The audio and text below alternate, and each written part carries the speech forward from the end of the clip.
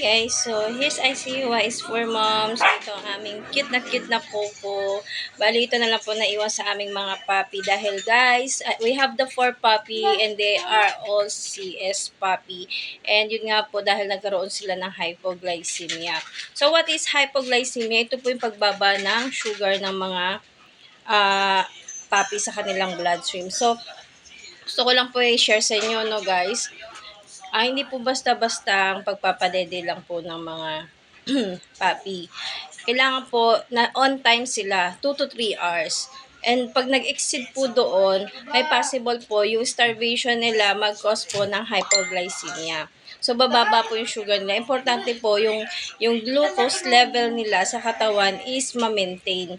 Dahil po hindi sila nakakadede sa nanay nila. Ito po kasi naging cause po nito, yung mother po nila is may Ehrlichia babesia and meron po siyang anaplasmosis. So, nagtitake po siya ng antibiotics kaya hindi po niya napapadede yung kanyang mga babies. So, ngayon, 1 month na po ito na kami ang nagpapadede and we use the puppy, yung Protect, yung sa Royal. Yun po ang gamit namin. So, alam nyo naman po, pag sinerge nyo siya, ayoko nang sabihin dito, medyo costly siya guys. And hindi po siya enough. Ito ang sasabihin ko sa inyo, hindi siya enough. Kaya, much better mag-prepare kayo ng glucose gel and ng dextrose powder. Very important po. Ang ginagawa namin ngayon, natutunan ko, dahil nag-seizure na rin po siya guys. Nag-seizure na rin to and yun, naka-recover na siya and okay na siya. Pero yung 3 puppies, nawala na po sila dahil talagang ang bilis mag-deteriorate ng katawan nila. Para silang nag-shrink. Nag-shrink sila tapos nag-seizure sila. Tapos yun, wala na. Ito po, ginawa namin, kaya taba-ching-ching po ito. Every time na mag-dede siya, ilalagyan namin ng dextrose powder. Yan. Ngayon,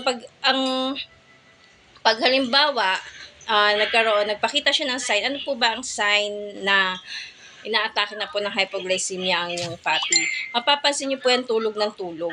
Lagpas na po yung oras ng dede niya, tulog pa rin siya. Bantayan niyo po yun. Gisingin niyo po as much as possible, padedein niyo. Dahil dedede at dedede po yan. Dahil wala pa po silang control. And dapat po yung pagpapadede niyo, nasa tama po ang level kasi wala pa pong control to hanggat kaya nilang umut-utin nila. And yun nga guys, gusto ko rin i-share sa inyo, no? Yun nga po, tulog sila ng tulog. Pangalawa, nalalambot. Akala nyo dahil gumagapang-gapang lang sila. Actually ito, bago mag 1 month, tumatayo na, umuupo na. And ito po, maingay. Sila hindi maingay pero nalalambot sila, hindi matutulog, nakatingin lang.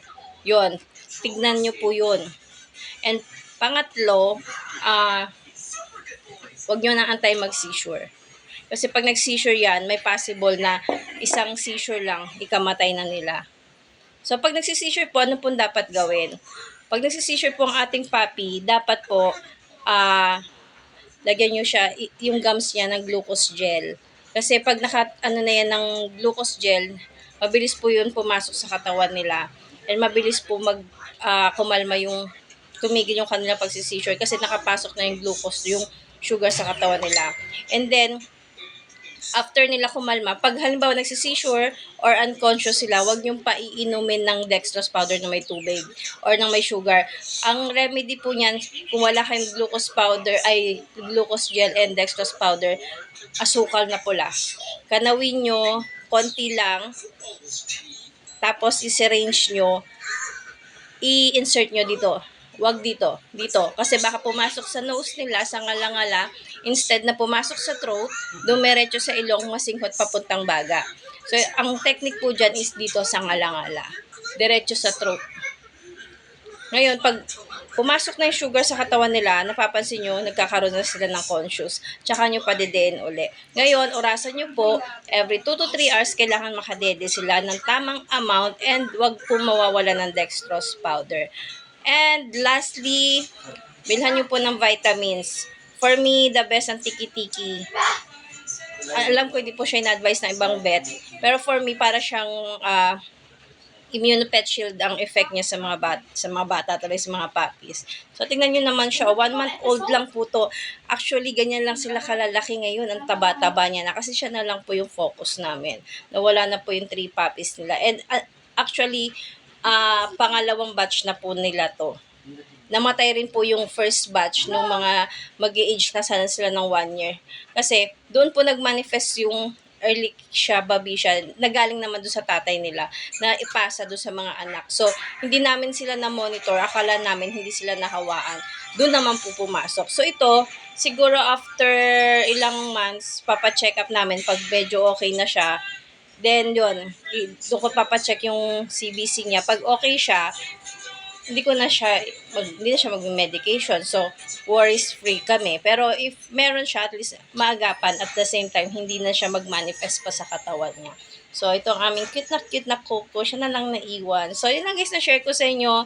I do hope so na may nakuha kayong knowledge sa akin kasi masakit po talaga mawala ng fur babies. And for me, ang laki na rin ng ginastos namin. Kaya iba talaga yung impact sa akin. So, yun lang guys na i-share ko sa inyo. Ingat po kayo dahil maulan, mabaha po sa ibang lugar, and yun nga po. God bless you all.